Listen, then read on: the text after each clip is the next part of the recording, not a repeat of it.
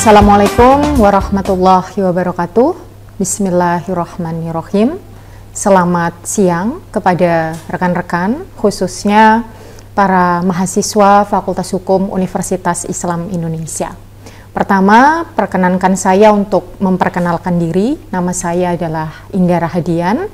Saya mengajar beberapa mata kuliah hukum bisnis di Fakultas Hukum UI sejak tahun 2014. Pada kesempatan kali ini, saya diminta untuk memberikan pendapat hukum singkat saya mengenai sebuah isu yang saya rasa dan saya sangat yakin para praktisi hukum, para akademisi hukum, bahkan mahasiswa hukum itu cukup familiar dengan isu ini. Di berbagai media saya mengikuti bahwa isu ini mendapat antusiasme publik yang luar biasa. Isu apa itu?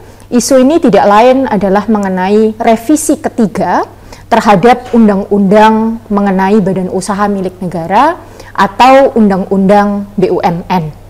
Sebagaimana kita ketahui bahwa undang-undang badan usaha milik negara, undang-undang 19 tahun 2003 itu baru saja direvisi melalui undang-undang nomor 1 tahun 2025, di mana revisi itu merupakan revisi ketiga. Tentu berbagai pro dan kontra bahkan mewarnai perjalanan dari revisi terhadap undang-undang BUMN ini.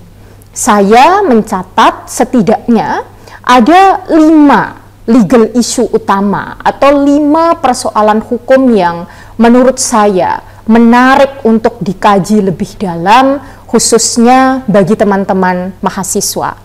Mahasiswa di sini perlu saya sampaikan tidak hanya mahasiswa di tingkat S1, tetapi bahkan beberapa legal issue di dalam undang-undang BUMN revisi ketiga ini sangat mungkin bahkan ditulis mulai dari level skripsi, level tesis maupun level disertasi.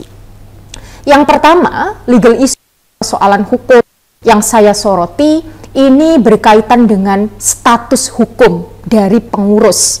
Pengurus di sini maksudnya adalah direksi, komisaris, dan pengawas, terutama pada BUMN berbentuk persero. Berdasarkan pada revisi ketiga Undang-Undang BUMN melalui Undang-Undang nomor 1 tahun 2025, masing-masing pengurus ini telah ditentukan secara eksplisit bahwa pengurus badan usaha milik negara ini bukan lagi sebagai penyelenggara negara. Nah, ketentuan yang kemudian mengkualifikasikan pengurus BUMN bukan sebagai penyelenggara negara, ini tentu memiliki berbagai implikasi. Implikasi yang paling utama adalah ketika para pengurus ini tidak lagi dikategorikan sebagai penyelenggara negara, maka setidaknya ada satu undang-undang terkait lain. Misalnya ketika kita berbicara tentang penyelenggaraan pemerintahan yang bebas dari korupsi, kolusi, dan nepotisme, maka ketika para pengurus BUMN ini tidak lagi dikategorikan sebagai penyelenggara negara, akan menjadi sulit bagi KPK, karena berdasarkan undang-undang KPK, KPK hanya dapat menindak kepada penyelenggara negara. Nah, kemudian pertanyaan muncul, apa yang akan terjadi ketika terdapat indikasi bahwa pengurus BUMN ini terlibat pada tindak pidana yang masuk pada ranah tipikor? Tentu ini menimbulkan kesulitan. Legal issue yang pertama.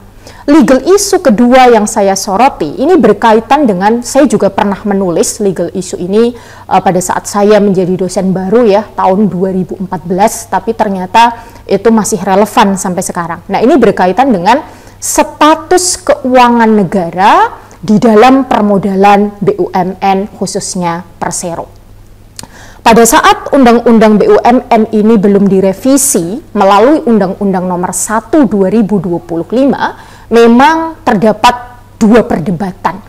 Perdebatan pertama mengatakan, atau kalangan pertama mengatakan bahwa modal yang berasal dari kekayaan negara itu masih masuk atau menjadi bagian dari kekayaan negara. Sedangkan pendapat yang kedua mengatakan bahwa modal BUMN yang berasal dari kekayaan negara itu sudah tidak lagi menjadi bagian dari kekayaan negara oleh karena telah dipisahkan. Nah, melalui Undang-Undang 1 2025 ini kemudian ditegaskan bahwa modal yang berasal dari penyertaan negara secara langsung itu sudah mutlak menjadi milik BUMN sendiri sebagai suatu badan hukum yang terpisah. Nah, sama seperti legal issue pertama, legal issue kedua ini juga menimbulkan implikasi lebih lanjut. Implikasi lebih lanjutnya apa? Ketika penyertaan dari negara yang dimasukkan ke dalam BUMN ini menjadi milik BUMN itu sepenuhnya, maka otomatis keuntungan dan kerugian yang kemudian terjadi di tubuh BUMN juga terlepas dari keuntungan dan kerugian negara. Artinya, berkaitan dengan isu pertama yang tadi saya sampaikan, apabila terjadi kerugian yang diderita oleh BUMN, maka kerugian itu dianggap sepenuhnya sebagai kerugian BUMN dalam kapasitasnya sebagai perusahaan atau korporasi. Nah, ini tentu berkaitan dengan legal issue yang pertama, juga mempersulit apabila ada indikasi bahwa kerugian itu ternyata ada hal-hal yang menyebabkan kerugian itu, ternyata misalnya ada indikasi ada suatu perbuatan-perbuatan yang diatur di dalam Undang-Undang Tindak Pidana Korupsi. Kemudian ketika dikatakan bahwa modal yang berasal dari negara itu merupakan modal terpisah dari negara, maka pertanyaannya kedudukan negara itu di mana? Kedudukan negara di sini tentu kita kembalikan nih pada logika perseroan terbatas. Maka kedudukan atau posisi negara di sini adalah sebagai pemegang saham. Lah, layaknya pemegang saham, maka negara ini tentu juga memiliki hak. Antara lain adalah hak untuk memperoleh dividen. Jadi keuntungan dan kerugian BUMN adalah keuntungan dan kerugian dari BUMN itu sendiri. Nah, ketika BUMN itu memperoleh keuntungan, maka bagian dari negara di situ adalah dalam bentuk perolehan dividen. Kemudian legal issue yang ketiga, ini juga masih berkaitan dengan legal issue yang pertama dan legal issue yang kedua, adalah persoalan mengenai pengaturan prinsip business judgment rule yang kita tahu selama ini bagi rekan-rekan hukum, khususnya yang mempelajari hukum bisnis, tentu tidak asing ya dengan prinsip business judgment rule. Bahwa selama ini ketika kita membaca atau kita mengikuti berbagai isu yang terjadi pada praktik penyelenggaraan BUMN di Indonesia, tidak jarang juga beberapa kasus itu sampai masuk kepada pengadilan tipikor, maka salah satu isu hukum yang dibahas di dalamnya adalah persoalan bagaimana business judgment rule sebagai sebuah prinsip yang melindungi kemandirian direksi itu berlaku atau diatur di dalam tubuh badan usaha milik negara. Kasus yang terbaru adalah kasus mantan Dirut Pertamina, Ibu Karen Agustiawan, dengan berbagai perdebatan atau dialektika hukum di dalamnya. Nah, Undang-Undang Nomor 1 Tahun 2025 ini nampaknya menurut saya memang ingin lebih menekankan atau memberikan penguatan terhadap berlakunya business judgment rule bagi pengurus, terutama di sini adalah direksi. Artinya, sebelum Undang-Undang 1 2025 memang muncul anggapan atau paradigma bahwa seakan-akan pengambilan keputusan bisnis yang dilakukan oleh direksi BUMN itu punya apa atau berada pada suatu posisi yang takut dikriminalisasi. Katakanlah paradigmanya adalah seperti itu. Ketika keputusan bisnis yang diambil itu menimbulkan kerugian, maka ada kekhawatiran nanti jangan-jangan ini masuk pada tipikor. Nah, di satu sisi ini dihadapkan pada kebutuhan badan usaha milik negara dengan berbagai goal atau tugas yang dibebankan kepadanya. Bagaimana caranya? Direksi BUMN itu dituntut untuk membuat keputusan bisnis yang tepat dan cepat. Tentu kita bicara BUMN Persero, kita bicara tentang advantage atau keuntungan.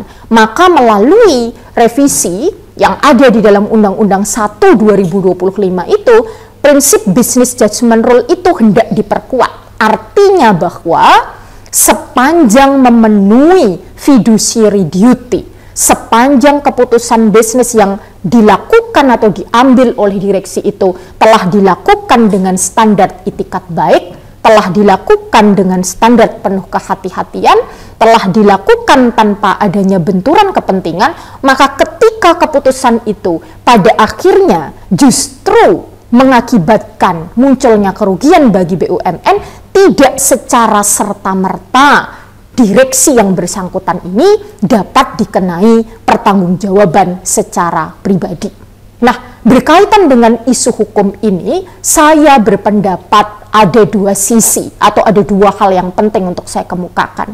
Bahwa pertama, penguatan atau penegasan prinsip business judgment rule itu memang dilihat dari perspektif bisnis sangat mungkin berpotensi memberikan keleluasaan bagi direksi, bagi manajemen BUMN untuk mengambil keputusan-keputusan bisnis yang penting dalam waktu yang cepat. Artinya, jika dilihat dari perspektif itu, tidak ada lagi alasan ketakutan akan jeratan hukum kemudian menghambat diambilnya keputusan-keputusan bisnis yang penting. Tetapi catatannya, apabila berlakunya business judgment rule itu tidak dibarengi dengan ketaatan direksi yang bersangkutan kepada itikat baik, kepada kepentingan perseroan, tidak diikuti dengan ketaatan terhadap hukum atau peraturan perundang-undangan, maka potensi yang akan muncul justru sebaliknya. Ada potensi bahwa penguatan business judgment rule ini justru menjadi tameng bagi, mohon maaf, mungkin oknum-oknum pengurus atau anggota direksi yang beritikat tidak baik, kemudian bersembunyi di balik doktrin business judgment rule yang kemudian diperkuat berlakunya, ditegaskan kembali di dalam Undang-Undang Nomor 1 Tahun 2025. Kemudian isu hukum yang keempat atau isu hukum yang keempat ini sebenarnya juga sangat penting ya, tetapi memang tidak langsung berkaitan dengan bidang yang dipelajari di dalam hukum bisnis, tetapi lebih berkaitan dengan persoalan hubungan antar lembaga. Ini berkaitan dengan kewenangan Badan Pemeriksa Keuangan di dalam melakukan pemeriksaan terhadap keuangan badan usaha milik negara. Memang ketika Undang-Undang BUMN ini direvisi melalui revisi ketiga di dalam Undang-Undang 1 2025, itu memang muncul kekhawatiran bahwa ketika kekayaan BUMN itu dipisahkan sama sekali dari kekayaan negara, maka ada potensi. Potensi apa? Potensi berkurangnya pengawasan eksternal terhadap persoalan keuangan di tubuh badan usaha milik negara. Tetapi khusus untuk legal issue ini tentu kita masih akan melihat ya, karena BPK sendiri di dalam beberapa kesempatan itu juga menyatakan bahwa masih memiliki wewenang walaupun tentu tidak seleluasa sebelum berlakunya Undang-Undang 1 2025 untuk melakukan pemeriksaan terkait dengan keuangan badan usaha milik negara. Kemudian isu hukum yang terakhir atau legal issue kelima, ini berkaitan dengan persoalan persaingan usaha yang sehat. Undang-Undang 1 2025 memberikan kemungkinan, memberikan wewenang kepada Presiden untuk memberikan hak monopoli istimewa bagi badan usaha milik negara, bahkan anak-anak badan usaha milik negara untuk menjalankan monopoli yang diatur oleh undang-undang. Nah, ketentuan ini tentu ketika dikaitkan dengan persoalan yang lebih mendasar secara konstitusional misalnya, orang akan mengatakan kewenangan ini oke karena didasarkan pada pasal 33 di mana terhadap BUMN yang mengelola hajat hidup orang banyak, kemudian boleh negara itu melakukan monopoli. Tapi di sisi yang lain, ketika monopoli ini tidak dibarengi dengan transparansi, maka tentu akan mengakibatkan entry barrier yang sangat sulit bagi pelaku usaha swasta untuk masuk ke dalam pasar tertentu. sebagai penutup, karena saya berharap video singkat ini akan menggugah ide-ide atau memunculkan ide-ide khususnya di kalangan mahasiswa untuk bisa mengkaji ini secara lebih mendalam. Saya berikan contoh misalnya, ketika beberapa waktu kemarin kita semua sangat concern ya terhadap isu misalnya BBM yang bersubsidi dan bernon subsidi. Ada berbagai pemberitaan atau ada berbagai isu di dalamnya, misalnya isu tentang BBM yang tanda kutip dikatakan ada indikasi oplosan dan lain-lain. Kemudian itu dihadapkan pada ketiadaan pilihan bagi masyarakat konsumen untuk membeli selain dari BBM, selain dari yang dijual atau didistribusikan oleh suatu badan usaha milik negara.